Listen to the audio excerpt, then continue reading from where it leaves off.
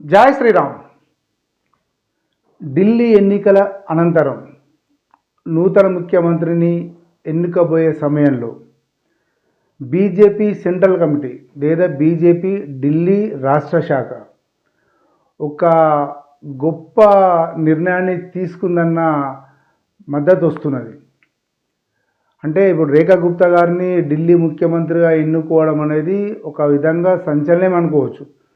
అంటే సంచలనం అంటే విషయం ఏంటంటే ఇప్పుడు మమతా బెనర్జీ తర్వాత ఇంకెవరు కనిపించట్లేదు. చుట్టుపక్కల ఎక్కడ చూసినా కూడా రాష్ట్ర వ్యాప్తంగా దేశవ్యాప్తంగా ఎక్కడ గమనించినా కూడా ఏదో ఎమ్మెల్యేల స్థాయిలో కూడా ఎంపీ స్థాయిలో కనిపిస్తున్నారు, లేకపోతే మినిస్టర్ స్థాయిలో కనిపిస్తున్నారు, సెంట్రల్లో స్టేట్లో కనిపిస్తున్నారు. ఒక ముఖ్యమంత్రి హోదాలో అంటే ఒక రాష్ట్రానికి సంబంధించిన బాధ్యతలు అప్పగించడం లోపల దాదాపుగా అన్ని పార్టీలు విఫలమయ్యాయని చెప్పచ్చు. ఢిల్లీకి వచ్చేస్తే సుష్మా స్వరాజ్, తర్వాత షీలా దీక్షిత్, తర్వాత మొన్న అతిషి, ఇప్పుడు రేఖా గుప్తా గారు ఇట్లా రావడం అనేది ఒక మంచి పరిణామమే.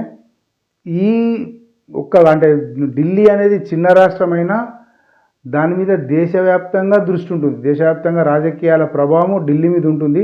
ఢిల్లీ ప్రభావం దేశ రాజకీయాల మీద కూడా ఉంటుంది. ప్రపంచవ్యాప్తంగా గుర్తింపులు ఇవన్నీ ఉంటాయి కాబట్టి ఢిల్లీ స్థానానికి ముఖ్యమంత్రిగా రేఖా గుప్తా గారిని ఎన్నుకోవడం అనేది ఒక మంచి పరిణామము.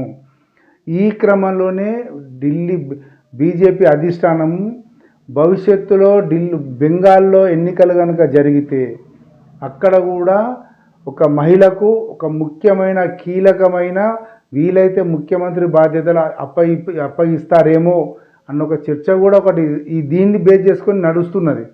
అంటే మహిళలకు కూడా సముచిత స్థానం ఇవ్వాలి. మొన్నటి వరకు చాలా ఛాలెంజింగ్గా ఉన్న బీజేపీ యొక్క రాజకీయ ఒత్తిడి ఇప్పుడు కాస్త ఫ్రీ అయిపోయింది కాబట్టి బీజేపీకి దేశవ్యాప్తంగా విపరీతంగా మద్దతు దొరుకుతుంది. కాబట్టి మహిళలను మరింత ముందుకు తీసుకొచ్చి వాళ్ళతో సేవలు, రాజకీయ సేవలు తీసుకోవాలి, దేశ సేవ చేయించాలని బీజేపీ ఆలోచిస్తోంది అన్న ఒక టాక్ వస్తున్నది.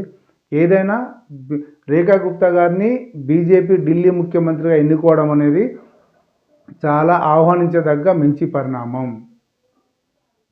జై శ్రీరామ్.